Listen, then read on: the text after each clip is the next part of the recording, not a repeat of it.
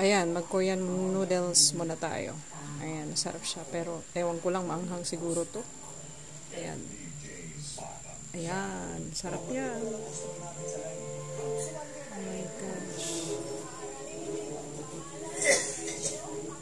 Yummy, yummy.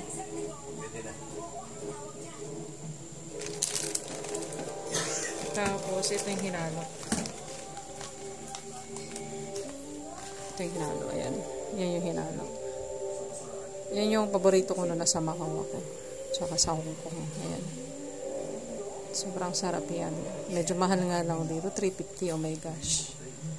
And then yung noodles niya is 75 pesos. Pero yummy naman yan. Kasi pag magganyan ka sa ano, yung mga Korean, yung mga samgyeopsal or Korean restaurant, mahal din eh. Kaya bili na lang. Diba? Sarap siya. Ayan. So yummy. So favorite ko talaga siya. Ayan. Favorite ko yan. Favorite. Oh, let's eat guys. Let's eat mga ka-reels. Ayan. Sarap. Sarap yan. Sarap.